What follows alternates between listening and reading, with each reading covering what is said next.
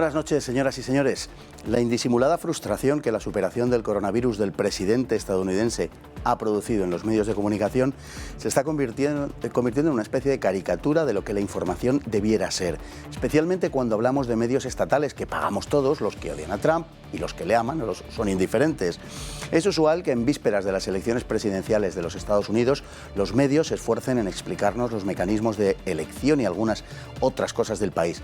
Pero desde que llegó Trump a la presidencia no hay más razón que valga que aquella que dé con los huesos del presidente lejos de la Casa Blanca. Nosotros vamos a intentar humildemente suplir esa función. Hoy hablamos de las elecciones presidenciales norteamericanas y de algunas otras cosas.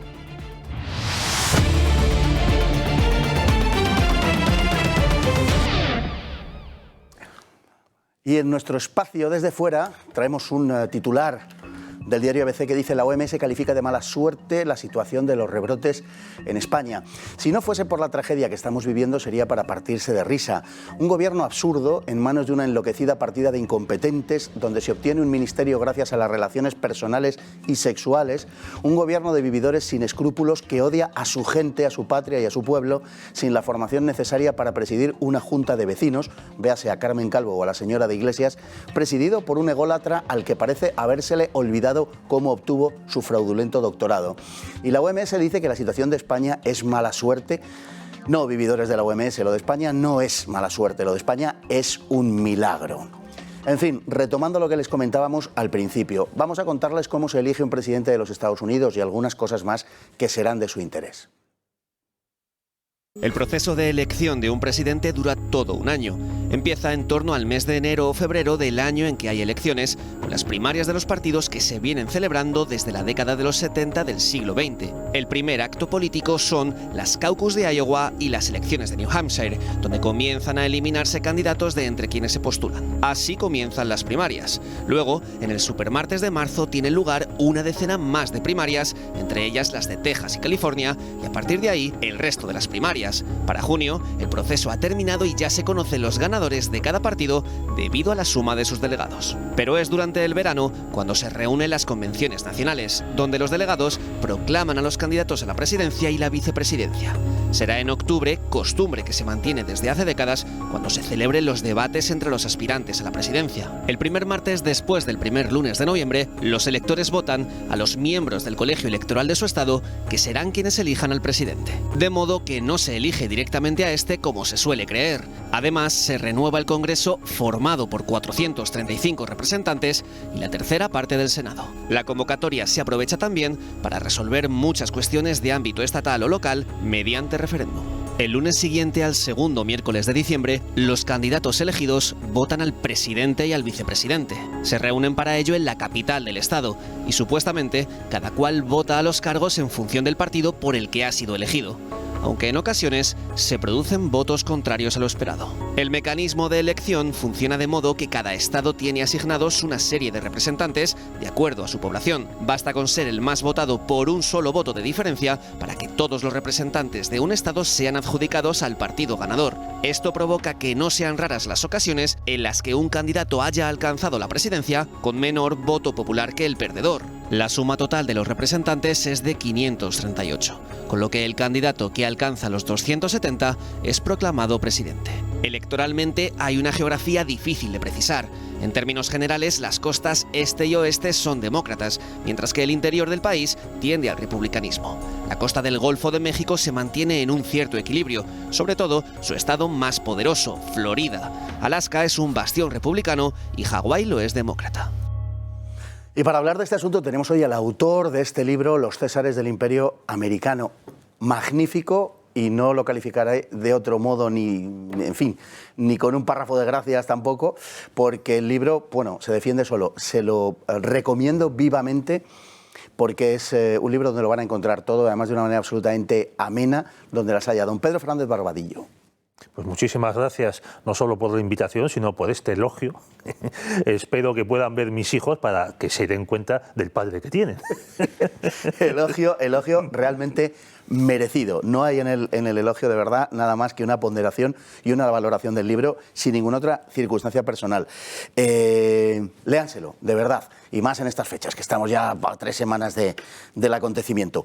Bueno, lo primero que le quiero preguntar es ¿por qué las elecciones el primer martes después del primer lunes de noviembre? Pues eso tampoco aparece en la Constitución.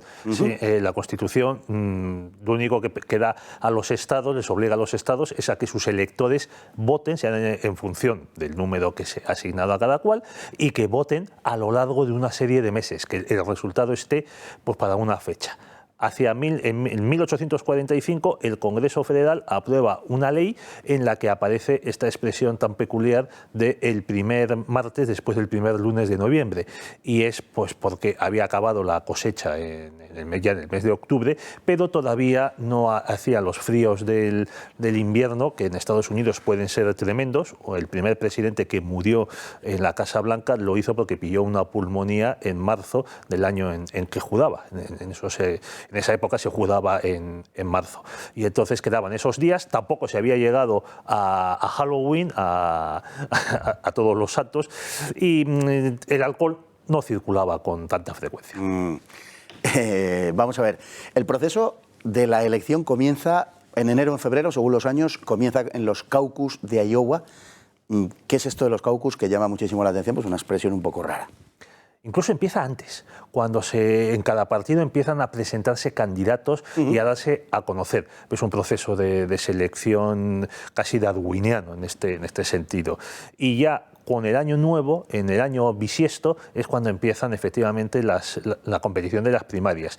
Las primeras suelen ser unos caucus, y estos caucus son unas reuniones muy antiguas que se producían antes, pues, cuando quedan prácticamente los militantes y el aparato del partido en los estados y en las pequeñas ciudades, que se reunían entre ellos y decidían qué candidato les parecía mejor, y eso lo transmitían pues, a la capital del estado o a la cabecera del partido para hacer una especie de selección. Como es un sistema muy rudimentario y que permite mucha manipulación, como ya se vio con Hillary Clinton hace 4 años, entonces se han ido eliminando. Entonces, lo que se está imponiendo desde los años 50 del siglo XX son primarias, o sea, elecciones tal cual, con su urna, con su censo electoral, y lo único que varía en cada estado es que a veces puede votar o el militante o pueden ser primarias abiertas en las que puede votar cualquier persona. ¿Se necesita mucho dinero para ser un candidato? Obama nos contó que sí, nos contó incluso el proceso de cómo él accedió a entrar en la política y a presentarse como presidente de los Estados Unidos, sobre todo. No recuerdo ahora mismo la cifra, pero no sé si lo estimaba en torno a $11 millones. Más. Bueno, él tiene un libro muy bueno, La audacia de la esperanza, muy bueno en el sentido de que explica no solo las interioridades de la política, sino el funcionamiento del sistema constitucional de Estados Unidos. Fue profesor en una de estas universidades potentes de Estados Unidos. Qué nivel, qué comparación con lo que tenemos en España. Y hay este par de capítulos son muy recomendables para que quiera penetrar en el funcionamiento de Estados Unidos.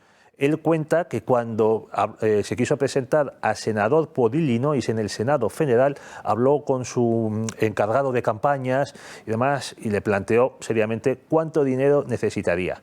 Y le vino a decir que para la primaria demócrata y ganarla, y luego para las elecciones, ya entre el candidato republicano y el demócrata, en total llegaban a casi $20 millones. $20 millones. $20 millones. Y eso hay que irlo recaudando. Efectivamente, eso el mismo Obama lo cuenta, hay que empezar a pedir no solo a los amigos y parientes, sino también hay que pedir, pues claro, a los lobbies. Claro.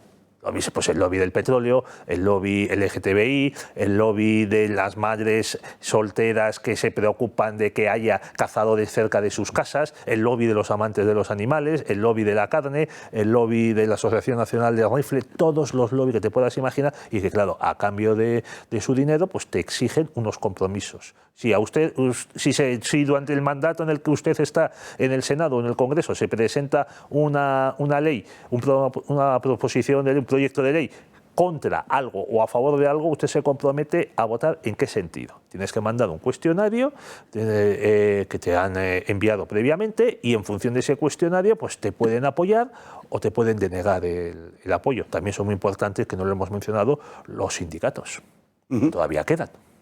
Por ejemplo, el sindicato de profesores es importantísimo. Hay quien dice que es el propietario del Partido Demócrata. O sea que o eres rico por casa... Efectivamente. O te conviertes en un ser absolutamente dependiente de algún tipo de grupo de presión. Así es. Por eso hay tantísimo candidato a senador, a congresista. Bueno, congresista menos, porque es un puesto que no está, es menos importante. Se renueva cada 2 años, es una locura. Y entonces para senador o para gobernador hay tantísimo cargo en los últimos 30 años que es pues un millonario del petróleo, que es un millonario por haber estado en el sector financiero, de estos cada vez hay más, o vamos, gente de mucho dinero que puede empezar a soltar, a firmar talones porque los pone él, no los pone el partido. Entonces, también por eso los partidos tienen tendencia a presentar este tipo de candidatos que saben que, aunque no sean muy atractivos por su aspecto, por su pasado o por su programa, saben que no va a haber ningún problema en la recaudación de fondos. Desde ese punto de vista, digamos que la riqueza te da una independencia mucho mayor. La riqueza propia, y que ya has tenido antes, sí. Así es, ese es el caso de Donald Trump. Hay un pueblo, no sé si es de New Hampshire o Maine, que es el primer pueblo que vota en Estados Unidos. Creo que es New Hampshire. Y son pues 50, 80 candidatos, electores. Entonces, también es uno de esos pueblos que se convierten en foco durante la campaña electoral, que van ahí todos los medios. Y en 2016 le preguntaron a uno que salía de votar, ¿está votado? Claro, sí. ¿Y nos puede decir a quién ha votado? Pues a Donald Trump. Y entonces, claro, ahí en Nueva Inglaterra, que todos son demócratas, o tal, se quedaron asombrados. ¿Y usted por qué le ha votado a Trump? Dice, porque no le debe nada a nadie, porque ya tiene el dinero suficiente. Bueno, pues es un argumento muy a tener en cuenta. Desde luego que sí. Bueno, y una vez elegido el presidente, después de un proceso que es verdaderamente largo, como hemos contado, de más de un año, porque efectivamente tiene que presentarse con anterioridad a las primeras primarias, a las primarias de sus partidos, una vez que llega presidente, que como es una perogrullada, pero que solo llega uno, quiere decir que en ese sentido todos los demás se quedan en el camino, fracasan, entre comillas o no, porque muchos se colocan luego para más adelante o para otros puestos, pero en cualquier caso solo llega uno. Es complicado echar a un presidente, pero no es imposible. A algunos le han echado. Pues no, es complicado, pero vamos a ver, los padres fundadores ahí establecieron en la Constitución un procedimiento, el impeachment, por el que el Congreso puede expulsar, destituir a un presidente. Se suele creer que el sistema de Estados Unidos es un sistema presidencialista en el que el presidente es todopoderoso. Y dices, no es así. Eso en política exterior y con ciertas limitaciones. Pero dentro del país el presidente está muy controlado por el Congreso. Otra cosa es que debido a los avances tecnológicos y el crecimiento de los presupuestos, es cada vez el presidente se escape. Pero no es así. O sea, el Congreso puede sustituir la firma del presidente en un proyecto de ley remitido por cualquiera de las cámaras y que el presidente no devuelve firmado en 10 días. Y el presidente no puede disolver el Congreso, pero el Congreso, como decíamos, puede destituirle en este proceso, en este impeachment, que es largo, pero que existe y que ha puesto contra las cuerdas a varios presidentes. El primero, Andrew Johnson, que fue el sucesor de Lincoln por el asesinato de que estuvo a un solo voto en el Senado de ser destituido. Luego estuvo el caso de Nixon, que dimitió porque iba a salir adelante el impeachment en el Senado, y antes de pasar esa humillación, pues prefirió dimitir. Después Bill Clinton, que se aprobó el juicio político en la Cámara de Representantes y en el Senado no se aprobó. Lo mismo le ha pasado a Donald Trump.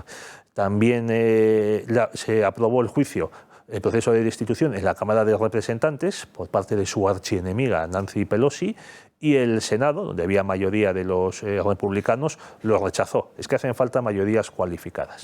Tal como funciona el impeachment, primero tiene que apreciar que hay motivo para un juicio político y una destitución la Cámara de Representantes. Y entonces pasa el pliego de cargos al Senado, y el Senado lo tiene que aprobar por 2/3 de los votos. Claro, son mecanismos difíciles, pero que no son imposibles. No. Muy garantista para el presidente, digamos. Pero también lo que se pretende es que esto no sea una pataleta de que un partido que tiene la mayoría en las cámaras decida echar al presidente, que es otro partido. Bueno, y tenemos ya un presidente, pero nos falta el vicepresidente, que entre usted y yo es uno de los puestos, pues, seguramente junto a eurodiputado o algo así, uno de los grandes chollos de la política mundial, la concejal de Obras Públicas, ya me entiende usted, este tipo de cosas. Porque el vicepresidente creo que solo tiene dos funciones. Hombre, tiene la grandísima función de demostrarle al presidente que es un ser mortal, con su sola presencia. Sí. Solo tiene, como decía, dos funciones. Sustituir al presidente en caso de fallecimiento por cualquier causa, de destitución por este juicio político o de incapacidad por enfermedad.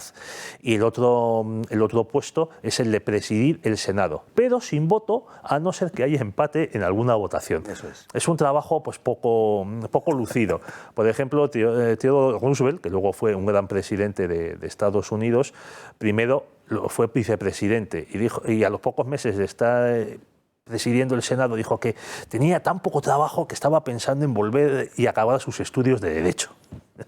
Y hubo otro vicepresidente, Hubert Humphrey, el vicepresidente de Johnson, que se enfrentó a Nixon en el 68, que decía, bueno, sí, se dice que el presidente tiene 190 millones de jefes por la población de Estados Unidos, pero el vicepresidente tiene 190 millones más uno, porque estás pendiente de lo que te diga el presidente. Dice que no, al final decían, no es el puesto más cómodo del mundo. En el siglo XX ha habido 3 o 4 vicepresidentes que han sustituido, que han continuado para terminar el mandato del presidente, no más. Sí, Roosevelt por asesinato de William Taft, luego Truman, antes Coolidge sí, por fallecimiento de Harding, que le dio un infarto en el año 23, después Truman por fallecimiento de Roosevelt y después Johnson por asesinato de Kennedy. Luego ha habido el caso de otros vicepresidentes que han sido presidentes porque han ganado las elecciones. Bush padre, por ejemplo, porque ganó en el 88, más que nada por el carisma de Reagan, porque el suyo, la verdad, pues cabía en un paragüero. Sí. Y antes Nixon, que Nixon pierde como vicepresidente en funciones en el año 60 frente a Kennedy. Lo vuelve a intentar 8 años más tarde frente a otro vicepresidente, el citado Humphrey, y gana. Vamos a continuar en la segunda parte con el autor de Los Césares del Imperio Americano, don Pedro Fernández Barbadillo. Nosotros ahora mismo nos vamos a hemeroteca.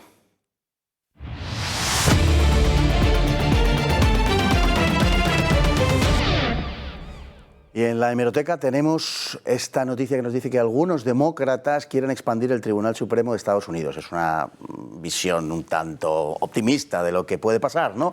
Y es que si el Partido Demócrata controla el Senado, ampliará el Tribunal Supremo a fin de que las designaciones efectuadas por Trump, que dejan en 6-3 la balanza en favor de los republicanos y los jueces favorables a la vida, no tengan efecto.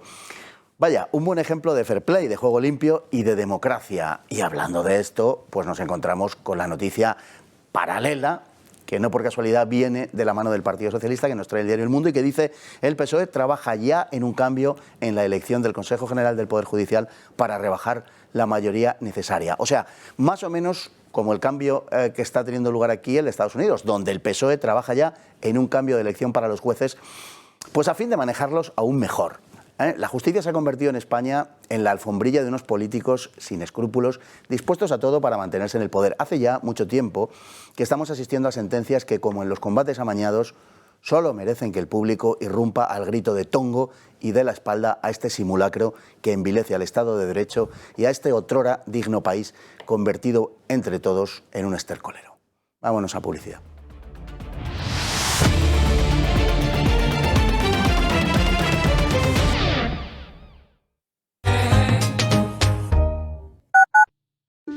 En Cartas del sobrino a su diablo, homenaje explícito y devoto a la magna obra de C.S. Lewis, Juan Manuel de Prada brinda a los lectores un muy mordaz y penetrante análisis de la España azotada por el coronavirus. Y lo hace como el propio título del libro sugiere, cediendo el protagonismo literario a Urugario, un demonio vanidoso y procaz al que se le ha encomendado la devastación de nuestro país. En epístolas dirigidas a su tío Scrutopo, Orugario detalla todos los ardides que ha ideado para infligir el mayor daño posible a los españoles. El acre enfrentamiento entre el negociado de izquierdas y el de derechas, la degeneración de las residencias de ancianos en sobrecogedores mortideros, la idolatría de la ciencia, los experimentos de la biopolítica, la imposición de las mascarillas en todo contexto y la destrucción de la economía nacional para beneficio de unas élites económicas de la que los gobernantes son serviles lacayos. Y todo ello mientras la fe de los hombres se apaga como una llama. ¿Para siempre? Tal vez el mal, después de todo, no tenga la última palabra.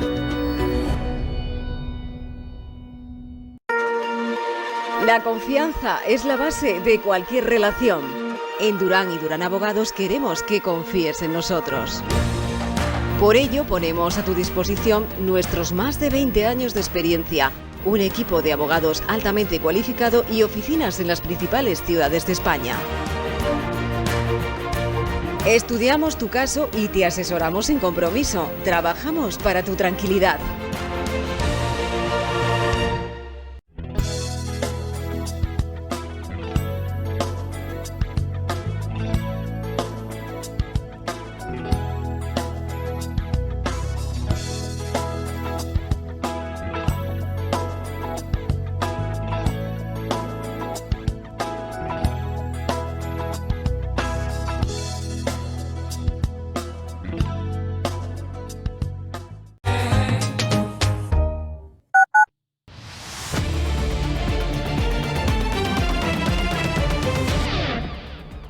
De vuelta de publicidad y, como les decíamos, con el autor de Los Césares del Imperio Americano, don Pedro Fernández Barbadillo.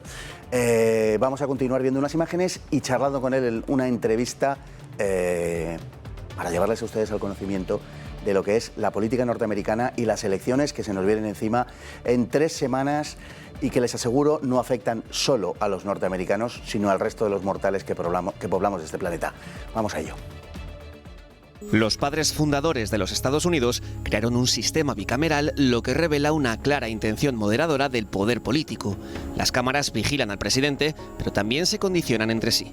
La Cámara Baja está compuesta por 100 senadores, ya que cada estado envía 2 representantes con independencia de su población. Hasta 1913, el Senado no era elegido por sufragio universal, de modo que, al contrario de lo que sucedía con el Congreso, no era sensible a las exigencias de la opinión pública. Está presidido por el vicepresidente, que no tiene votos salvo en los casos de empate. La importancia del Senado radica en que es quien habilita los nombramientos del presidente en materia ejecutiva y judicial. Tiene una cierta capacidad en política exterior, pero no puede regular impuestos. Se renueva cada 6 años, cada 2 años, 1/3 de la Cámara.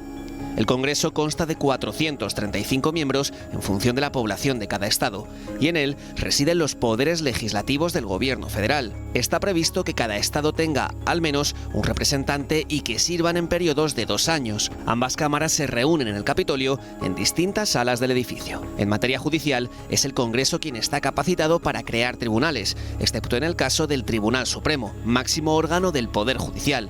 Los miembros de la Corte Suprema son designados por el presidente del país y ratificados por el Senado. Su magistratura es vitalicia, aunque pueden renunciar, pero no pueden ser cesados. Si bien su número ha cambiado a lo largo de la historia, desde 1869 la Corte está compuesta por 8 miembros y un presidente. Sus decisiones son inapelables y determina la constitucionalidad de las leyes o de las decisiones que toman los estados. Precisamente por su carácter vitalicio, los jueces del Tribunal Supremo tienen una enorme libertad. Más de un presidente se ha arrepentido de sus nombramientos justamente a causa de esa libertad, como le sucedió a Eisenhower.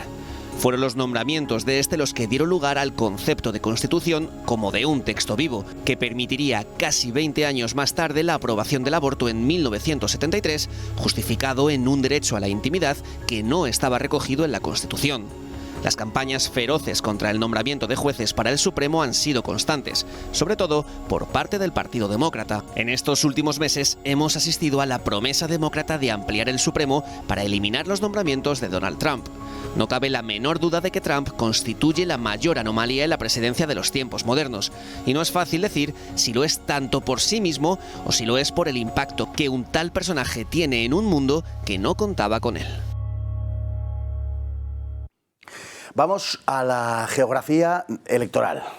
La geografía más física, aunque siempre es humana, como es lógico, y la geografía más humana a la que vamos luego. En cuanto a la distribución geográfica del voto, hay algunas zonas más o menos claramente, sobre todo en los últimos años, claramente definidas. Las dos costas, en términos generales, son para los demócratas, el centro del país. Bueno, el centro, es mucho decirlo, el centro, el espacio entre las dos costas, inmenso donde los haya, en general tiende más a ser republicano y hay un mayor equilibrio en la zona del Golfo de México. ¿Más o menos es así?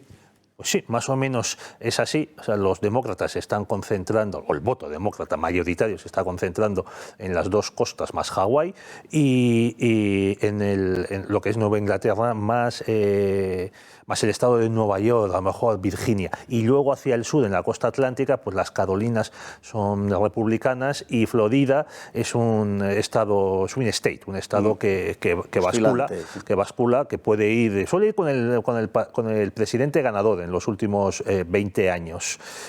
Y lo más triste es que los progres, la superélite, los de Hollywood y los de Nueva York, los de Wall Street, suelen llamar a ese país inmenso, como decía, que se extiende entre las dos costas, el flyover country, el país que se sobrevuela, porque solo lo conoce porque pasan por encima de él en los aviones que les llevan pues, desde Los Ángeles y San Francisco pues, a Chicago, a Washington, a Nueva York, a Boston.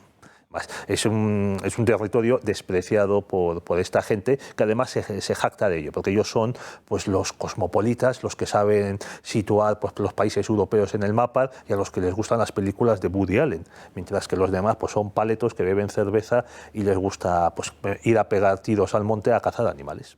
Y las de Mel Gibson, por ejemplo, ¿no? También, les gustan las de Mel Gibson, son miembros de la Asociación Nacional de Rifle. Chuck Norris les gusta también mucho. Es un personaje más identificable.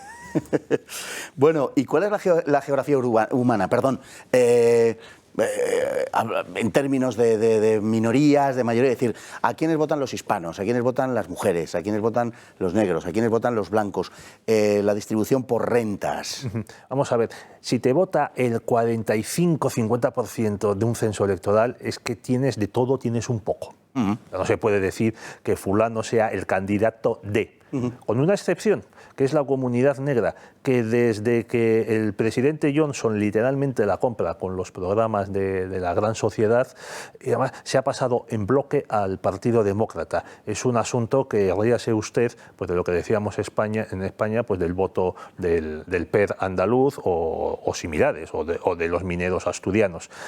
Está entre el 80 y algo por ciento y el 95% del voto de la comunidad negra ha ido a presidentes demócratas, aunque luego hayan ganado presidentes republicanos, como el caso de Reagan o de Nixon. Pero también tiene que ver la renta dentro de la comunidad negra. Pues por lo general los que más ganan también suelen votar demócrata. Digamos que el voto popular negro para los demócratas, para los republicanos suele ser clase media hecha a sí misma. Más que, o sea, en ese sentido. Bueno, es que estamos en un momento curiosísimo en el que los demócratas captan el voto de gente muy pobre que vive de subsidios, también los republicanos, pero eso ya es otro asunto. Pero podemos tener gente muy pobre que vive de subsidio votando al candidato demócrata, que como en el caso de Hillary Clinton era multimillonaria, y a la vez gente de clase alta, altísima, estos financieros, actores, productores de Hollywood y de Nueva York, que también votan al candidato demócrata. Es muy sorprendente porque Franklin Roosevelt construye su coalición del New Deal y la hegemonía del Partido Demócrata durante muchos años con una división muy clara. Los demócratas representan al hombre de la calle, al hombre sencillo, al hombre desventurado, y mientras que los republicanos representan a los peces gordos de Hollywood, los fat cats, como dicen allí. Sin embargo, ahora los fat cats, los peces gordos, votan demócrata y a la vez el voto demócrata tiene mucho de este voto pobre. Es una cosa muy, muy llamativa. ¿Con los hispanos qué pasa? Primero es un grupo muy heterogéneo, no podemos hablar de los hispanos. Considerar. Pero parece que también es un voto que está oscilando ahora en este momento. Es un voto, digamos, menos parcial que el voto negro. Mayoritariamente también vota la comunidad, a los candidatos demócratas, pues por todo este asunto de los programas sociales, de que los demócratas están a favor de seguir introduciendo gente, fronteras abiertas, legalización de inmigrantes ilegales. Pero claro, no es lo mismo el cubano de tercera generación cuyos abuelos huyeron del castrismo y se ha establecido en Florida y tiene ya unos medios de vida asentados o heredados, que el puertorriqueño que está viviendo en un gueto de Nueva York o de Chicago, o el hondureño que acaba de llegar a California, o también el venezolano que está escapando del chavismo que hay ahí. ¿Qué pasa con el voto de la mujer? Pues el voto de la mujer, aunque los demócratas crean que les pertenece, pues no es así. Pues hay muchas mujeres con estudios que votan republicano, incluso a Donald Trump, y eso ya se vio en las anteriores elecciones. Te decían que con una candidata mujer, las mujeres tenían que votar por narices a Hillary Clinton, incluso Madeleine Albright, que fue secretaria de Estado bastante mala de Bill Clinton, dijo que había un lugar especial en el infierno para aquellas mujeres que no votasen a Hillary Clinton. La verdad es que eso, todavía en Estados Unidos la gente reacciona muy mal a estos desprecios por la parte de la clase alta. En España ya vemos que no es así, los insultados siguen votando al que les insulta. Y entonces, vamos a ver... Tiene un curioso sentido de la propiedad, digo, porque Madeleine Albright efectivamente se quiso aprovechar del voto de la mujer y arrastrarlo, identificándolo con Hillary Clinton, y Biden lo ha hecho con los negros, ¿no? Les pertenecen. Es que el Partido Demócrata ahora es un partido de minorías que ellos tratan de encajar la dirección del Partido Demócrata como si fuese un puzzle. Minorías o grupos que actúan como tal, porque no se puede decir que las mujeres sean una minoría. Además, pues tienes comunidad negra, comunidad hispana, comunidad judía, mujeres, inmigrantes, con independencia de su origen o de su cualificación profesional o de los medios de vida que hayan conseguido, minorías sexuales. Parece un partido formado por departamentos de universidades de sociología. ¿La comunidad judía está mayoritariamente con el Partido Demócrata, cosa también sorprendente, porque es el Partido Republicano el mayor apoyo del Estado de Israel. Por eso digo, es una cosa sorprendente. No, además, ahora es Donald Trump el que ha decidido trasladar la embajada de Estados Unidos de Tel Aviv a Jerusalén, cosa que se habían comprometido a hacer otros presidentes y no habían hecho, pero este sí. ¿Hay una geografía de los presidentes también? Pues cada vez menos, porque claro, es un país tan grande y en el que la gente se muda de lugar tantas veces, de residencia, tantas veces a lo largo de la vida, que es muy difícil. Hombre, Reagan nace en Illinois, sin embargo todos lo conocemos y se da a conocer en política porque fue gobernador de California. O sea, Reagan sin California no habría sido presidente. Lincoln nace en Kentucky, pero siendo niño se muda a Illinois y él hace su carrera política en la Asamblea Estatal de Illinois. Y Donald Trump viene de Nueva York, pero en Nueva York, vamos, le quieren echar. O sea, el otro día dijo el gobernador Mario Cuomo, que es miembro de una de estas familias, de estas dinastías que hay en Estados Unidos, porque será una república, pero tienen unas dinastías que ríase usted de los Habsburgo y de los Orleans.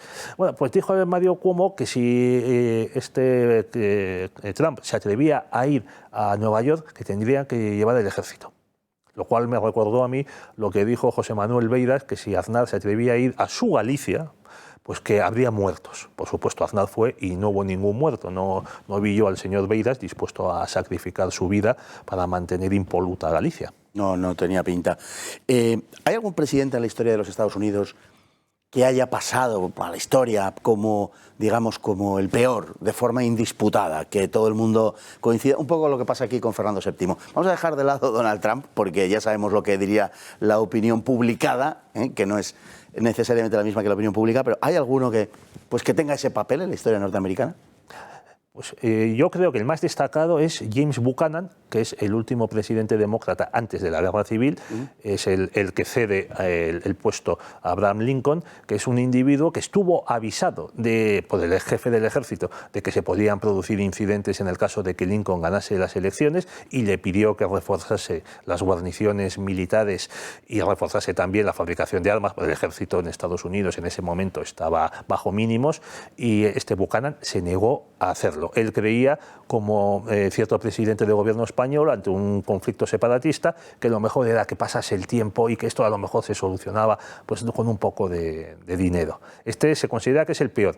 Otro, que también lo disputa, es el predecesor, Franklin Pierce, que era otro demócrata del norte, como este Buchanan, y que estaba también en lo mismo, en ceder ante los demócratas sureños para mantener la unidad del partido y del país, supongo que primero la del partido, a fin de seguir gobernando ellos. Este es el único presidente, creo que de New Hampshire, y era tan querido dentro de su estado que le construyeron una estatua, lo cual es una costumbre en Estados Unidos, que al presidente de tu estado, en cuanto cesa, le construyes una estatua, le pones su nombre a algún grupo escolar, a alguna autopista, tal. Bueno, pues la estatua a Pierce tardaron en levantársela pues 40 años más tarde de que muriese. Bueno, en general, cuando los presidentes nombran jueces, naturalmente para el Supremo, naturalmente son jueces de su cuerda, para entendernos. Pero la forma de nombramiento hace que tengan que decantarse por elementos más o menos moderados dentro de su misma opinión, ¿no? Sucede que a veces los jueces le salen rana al presidente, y está el célebre caso de Eisenhower, ¿no? Con dos jueces importantes del Tribunal Supremo, que creo que motivaron una anécdota que le preguntaron en una ocasión a Eisenhower, ¿no? Bueno, cuéntela usted. Vamos a ver, los jueces en el Supremo, curiosamente hasta los años 60, 50, 60, o sea, hasta que la izquierda opta por las guerras culturales, eran unos puestos, unas elecciones nombradas, vamos a decir, de una manera consensuada y mayoritaria, que no provocaban grandes enfrentamientos.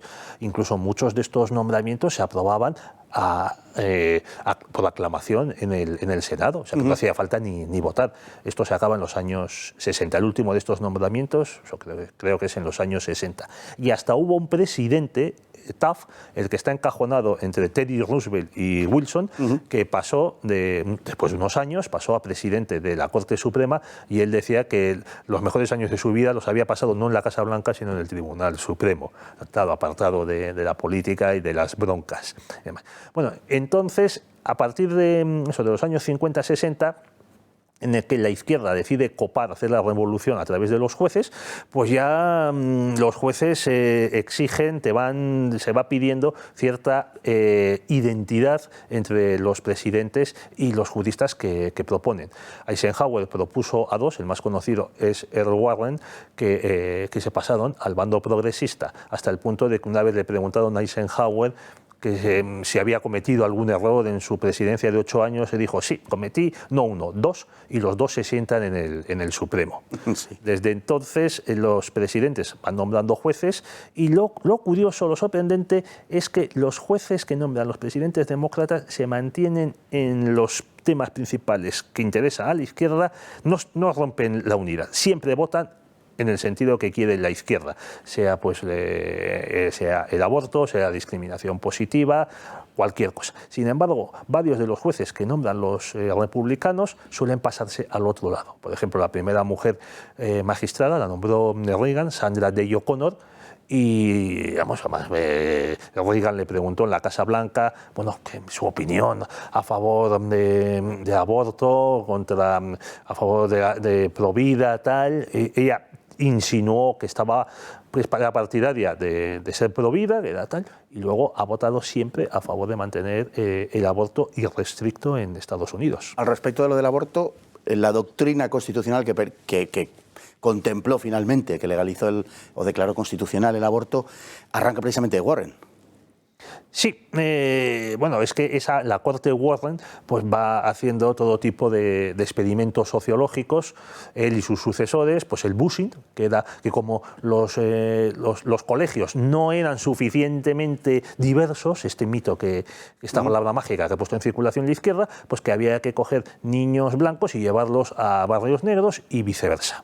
Además, por supuesto, de eso estaban excluidos, pues, por ejemplo, los Kennedy, que claro, como iban a colegios súper privados, pues no estaban bajo el control de la administración federal. Y Esta Corte Suprema, la que comienza el Warren, se caracteriza por inventarse, sacarse de la manga literalmente derechos fundamentales. El caso del aborto es el paradigmático. Se inventan que hay un derecho a la intimidad, no se sabe dónde, en qué parte de la Constitución, y que parte de ese derecho a la intimidad, tampoco se sabe muy bien por qué, es el aborto. Pues lo dejamos ahí, seguiremos con este tema porque vamos a seguir tratando estos asuntos según se acerquen las fechas electorales y concretamente lo dejamos aquí porque es un tema crucial también el asunto de la vida en las elecciones norteamericanas. Muchísimas gracias, don Pedro Fernández Barbadillo, autor de Los Césares del Imperio Americano. De verdad, magnífico libro que les vuelvo a recomendar que lean y si es posible que lo compren también, claro. Don Pedro, muchas gracias. A usted. Nosotros nos vamos ya con la frase del día, que hace referencia naturalmente a esto que les hemos contado, y que dice: a veces me pregunto qué aspecto tendrían los 10 mandamientos si Moisés los hubiese pasado por el Congreso de los Estados Unidos. Ronald Reagan. Muy buenas noches.